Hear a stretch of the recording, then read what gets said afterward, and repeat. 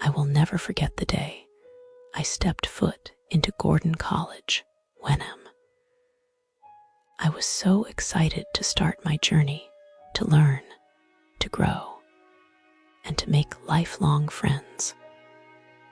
But little did I know, my experience would be marred by the institution's very own bigotry. As I walked through the campus, I couldn't help but notice the cliques, the exclusionary vibe that hung in the air like a thick fog. It was as if they didn't want anyone who didn't fit their mold to be a part of their little club, and I should know I was one of them.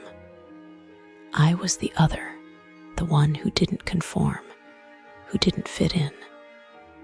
The financial aid was a joke. They promised the world and delivered nothing but broken dreams. I was a high-achieving student with honors and national recognition, but they denied me the aid I so desperately needed.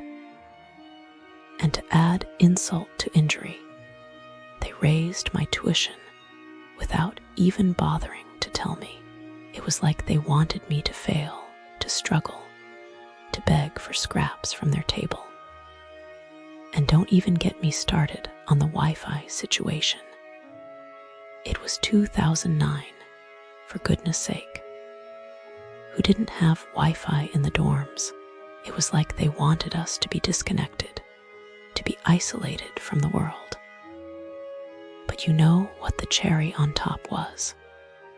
The fact that they refused to let me join the alumni network. Can you believe it? They wanted me to keep giving, to keep supporting them. But they wouldn't even give me the courtesy of being part of their little club. And then there was the president's letter to Obama. Oh, how could I forget? It was like a slap in the face, a kick in the gut. They wanted to discriminate, to marginalize, to eradicate. It was like they wanted to go back to the Dark Ages, to a time when people were judged, not by the content of their character, but by the color of their skin, their sexual orientation, their gender identity. I was so embarrassed to be an alumnus of Gordon College, Wenham. I removed my attendance from LinkedIn, from every social media platform. I didn't want anyone to know that I was associated with such a bigoted institution. But you know what the worst part is? The administration's lack of care, their lack of empathy. They didn't care that we were struggling, that we were hurting. They didn't care that we were people with feelings, with emotions. They cared about one thing, their reputation. They cared about looking good, about appearing to be something they're not. They cared about the money, the prestige, the power. And that, my friends, is the saddest part of all. I will never forget my experience at Gordon College, Wenham. It was a nightmare, a never-ending cycle of disappointment, of heartache, of betrayal. But I will not be silenced. I will not be marginalized. I will not be discriminated against. I will rise above. I will speak out. I will expose the truth. And I will make sure that no one else has to go through what I went through. So, dear Gordon College, Wenham, listen up. I am coming for you. What do you think, guys? Can you believe the audacity of this institution? Share your thoughts in the comments below. But let's get back to the story. As I walked through the campus, I couldn't help but notice the food. Oh, the food. It was like they wanted us to starve, to wither away. The taste was bland. The texture was rubbery. The temperature was always off. And don't even get me started on the smell. It was like they were trying to poison us, to kill us with kindness. And the service, oh boy, the service was non-existent. The servers were always rude, always dismissive. They didn't care that we were hungry, that we were tired. They didn't care that we were people. But you know what the worst part was? The fact that they outsourced the directory to a company that wanted to sell us something. Can you believe it? They wanted us to call in. The businesses near Gordon College in Wenham are like a practical joke that forgot to add the punchline. This is a landscape where the words customer service have been erased from the local dictionary, where escalators do not escalate, where bathrooms smell like forgotten gym socks, and where the prices have levitated so high they need oxygen masks. Let me start with North Shore Mall, the palace of broken dreams and broken elevators. Imagine rolling up with a stroller or a wheelchair and finding every lift frozen like statues in a mechanical graveyard. No signs, no apologies, just silence and the faint squeak of an escalator that gave up on life. Inside, the toilets open at 10:20 in the morning, already marinated in overnight urine. One visitor gagged so hard they nearly performed a self-induced Heimlich.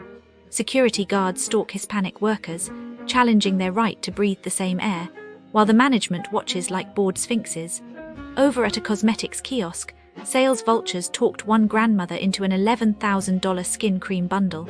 The mall boss admitted this happens all the time, then shrugged as if to say, old people and their savings, what can you do? Down in the parking deck your car can be sideswiped into modern art, and no camera will ever confess who did it because none exist. The whole building feels like a social experiment designed to see how much disappointment a shopper can carry before the bags dissolve. Now glide your imagination toward Piara Spa and Salon, a place that promises serenity but delivers Shakespearean betrayal. The owner, Christine, greets refund requests with open hostility, once allegedly threatening a client until her own staff edged away like villagers during a werewolf outbreak. New hires buff fingernails until the nails surrender and split in half. Then management suggests you try the competition across the street if you dislike the carnage. Haircuts cost $145, enough to make a COVID nurse faint. That price buys the privilege of a rookie snipping your locks so unevenly you could see your own scalp topography in the mirror.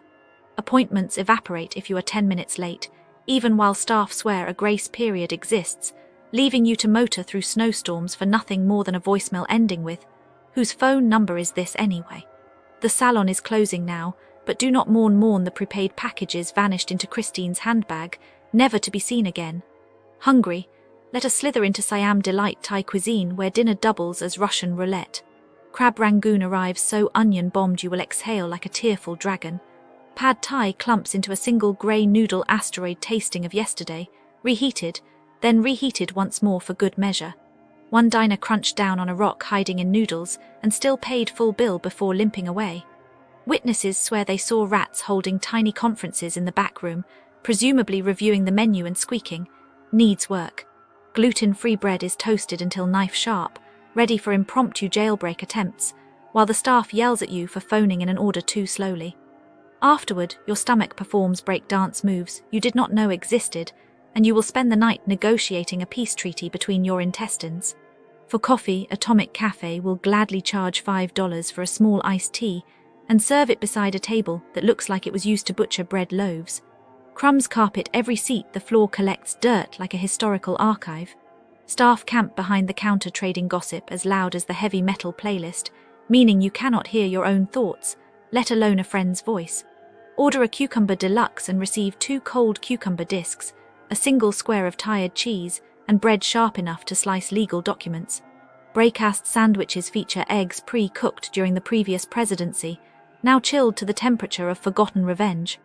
One man waited 40 minutes for a hot sandwich only to receive it cold twice, like a pet rock that refuses to evolve.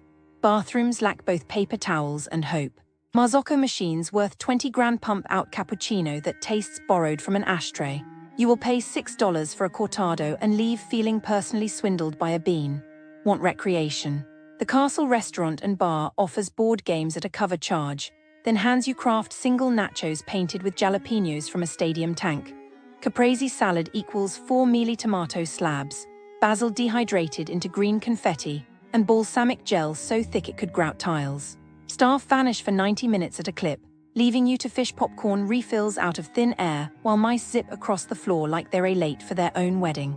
Somebody paid $12 for Purdue chicken strips lying atop raw spinach, the plate looking suspiciously like a freshman dorm fridge raid. When you beg to remove an inedible item from. I am looking into crimes near Gordon College, Wenham, and I feel a heavy sigh as I talk about it, because it seems the whole area has a shadow of fraud over its small shops. Businesses near Gordon College, Wenham are often family-owned grocery stores and a few big chain retailers that rely on checkout terminals for quick payments. In early 2025, police discovered illegal credit card skimming devices hidden on the terminals of supermarkets in towns only a short drive from Wenham. The devices were able to capture card numbers when tourists swiped to pay for groceries after a short visit to the college. The victims probably checked their bank statements later, reported the fraud to their banks, and felt a sharp panic that ruined the calm of their vacation.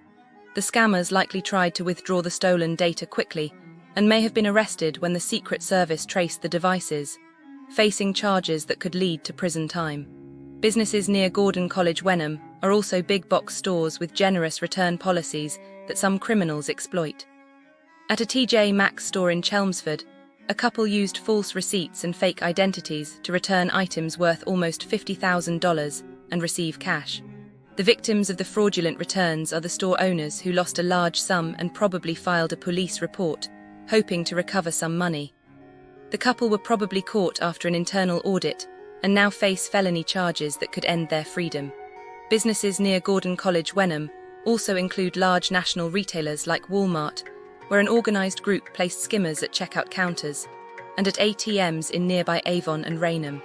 Shoppers who used the machines during a 2-week stay probably discovered unauthorized charges which